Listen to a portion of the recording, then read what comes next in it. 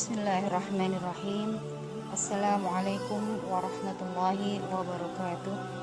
Alhamdulillahi rabbil alamin, wa afdhalus salati wa atammut taslim ala sayyidina Muhammadin khairul khalqi wal anami ajma'in. Rabbi shrah li sadri wa yassir li amri wahlul 'uqdatam min lisani yafqahu qawli. Amma ba'd.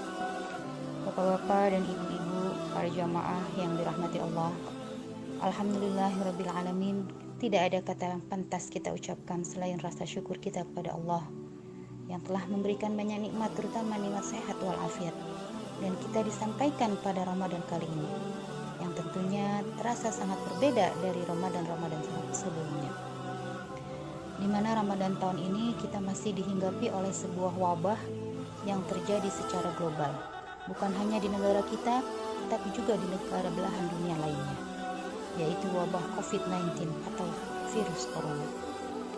Bapak Ibu sekalian yang dirahmati Allah, kalau kita bicara tentang wabah, tentunya ini bukanlah satu-satunya wabah yang pernah dialami oleh umat manusia. Bahkan di zaman dahulu pun wabah ini sudah ada. Seperti yang kita ketahui di zaman Nabi Nuh alaihissalam, ketika beliau dan 80 orang pengikutnya beserta anak-anaknya diterjang banjir besar. Lalu mereka naik perahu, dan setelah banjir itu surut, Nabi Nuh alaihissalam mendarat bersama para pengikutnya di suatu tempat. Lalu apa yang terjadi dengan Nabi Nuh dan pengikutnya? Mereka semuanya meninggal akibat suatu wabah. Yang tersisa hanyalah Nabi Nuh dan ketiga anaknya yang bernama Sam, Ham, dan Yafis. Sementara Kanaan, anak tertuanya, sudah meninggal karena diterjang banjir. Wabah selanjutnya yang paling terkenal yaitu wabah Ta'un Amwas yang terjadi di daerah kecil di kawasan Palestina. Pada saat itu ada salah seorang sahabat Rasulullah yang bernama Abu Ubaidah bin Jarrah yang menjabat sebagai gubernur di negeri Syam. Ini terjadi pada zaman Khalifah Umar bin Khattab. Lebih dari 20.000 sahabat yang meninggal, termasuk Abu Ubaidah itu sendiri, juga Muaz bin Jabal dan putranya yang bernama Abdurrahman bin Muaz. Menurut para sejarawan, ini merupakan wabah terpanjang atau terparah sepanjang sejarah Islam. Kemudian ada juga wabah Ta'un Jalib di Irak, wabah Fatayat di Suriah dan Irak, atau juga dikenal dengan wabah Ashraf, karena banyak sekali para pejabat yang terkena atau meninggal akibat dari wabah tersebut. Bapak Ibu yang dimuliakan Allah, untuk menghadapi wabah ini, Rasulullah SAW sudah mengajarkan kita bagaimana trik-triknya dalam menghadapi wabah ini. Dalam sebuah riwayat dikatakan, Rasulullah mengajarkan kita yang pertama yaitu untuk menjaga lisan kita dan tidak menyebarkan berita-berita hoaks yang terjadi di antara kita. Yang kedua, tinggal di rumah. Berapa ribu tahun yang lalu Rasulullah SAW sudah mengajarkan kita untuk tinggal di rumah, atau yang sekarang lebih dikenal dengan sebutan stay at home, atau yang sudah sesuai anjuran pemerintah. Yang ketiga yaitu perbanyak istighfar, zikir, dan doa. Banyak orang yang memplesetkannya, padahal ini benar juga. Artinya perbanyak sedekah, banyakin beristighfar. Padahal PSBB ini artinya bukan itu ya Bapak Ibu ya. Apa nih manfaat dari sedekah, zikir, dan doa? Insya Allah dengan doa, semoga Allah Subhanahu wa Ta'ala angkat wabah ini. Allah jauhkan kita dari wabah ini. Karena walau bagaimanapun wabah ini merupakan makhluk Allah juga. Kata Allah Subhanahu wa Ta'ala, ma asaba min musibatin illa biiznillah. Tidak ada suatu musibah yang menyerang umat manusia kecuali biiznillah, kecuali dengan seizin Allah. Nah, makanya ketika di bulan Ramadan ini kita berdoa, insya Allah di bulan yang penuh berkah ini, di bulan yang penuh rahmat, di bulan yang penuh maghfirah ini, insya Allah Allah akan kabulkan doa-doa kita. Dalam suatu riwayat Rasulullah mengatakan, la ta'jizu fid du'a, janganlah kalian bosan dalam berdoa. Fa innaku la yahlika ma'ad du'ai ahadun, sesungguhnya tidak ada seorang pun yang celaka atau binasa karena doa. Dalam riwayat lain, Rasulullah pernah bersabda, "Wallahi, demi Allah, inni la astaghfirullah wa atubu ilaih." Sesungguhnya saya beristighfar dan saya bertobat kepadanya fil yaumi aktsaru min sab'ina marrah. Dalam sehari itu aktsaru min sab'ina marrah. Lebih banyak atau sebanyak 70 kali, bahkan lebih.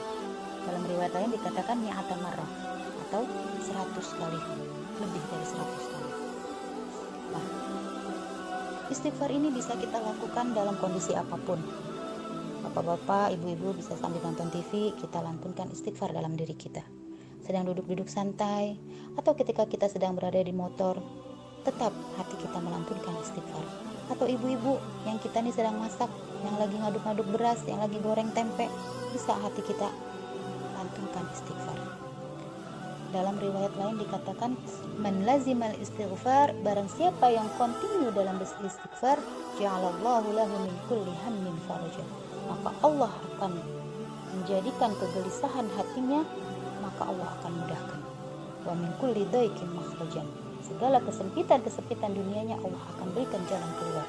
Wa razaqahu min haitsu la yahtasib, dan Allah akan memberikannya rizki dari yang tidak terduga.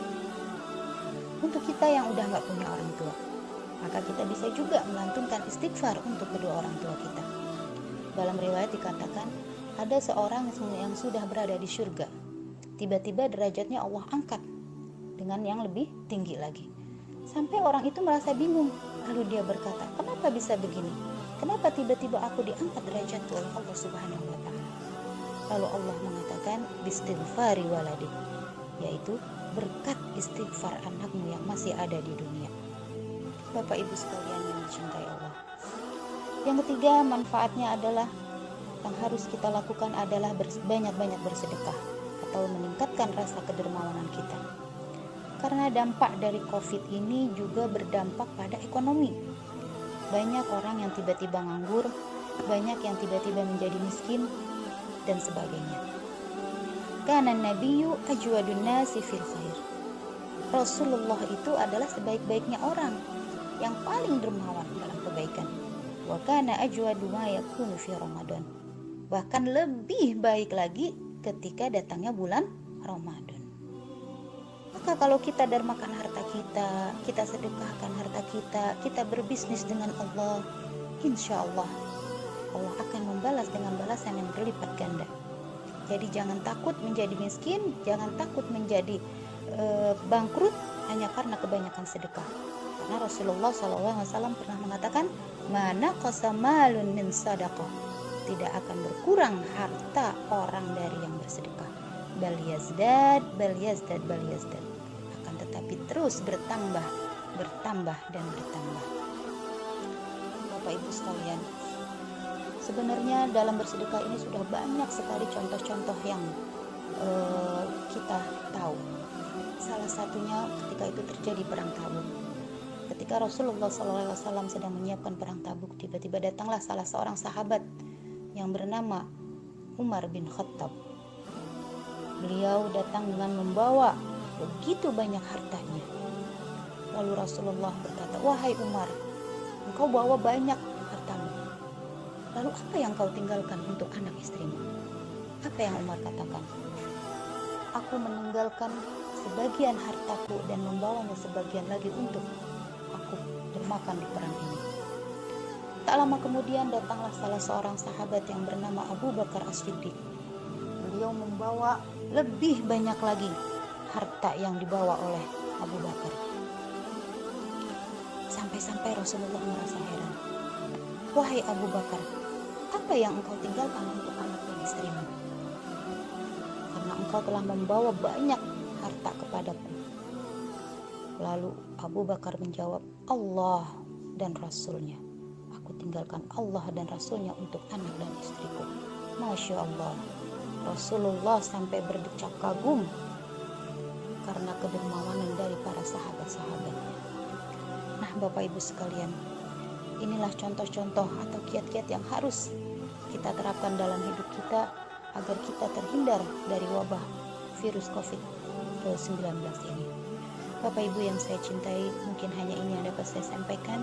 Kurang lebihnya mohon maaf. Dan teriring doa, mudah-mudahan kita bisa terhindar dan diberikan kesehatan oleh Allah Subhanahu wa Ta'ala, dan bisa menjalankan Ramadan dengan lebih baik lagi dari tahun-tahun sebelumnya. Wabillahi taufiq wal hidayah. Wassalamualaikum warahmatullahi wabarakatuh.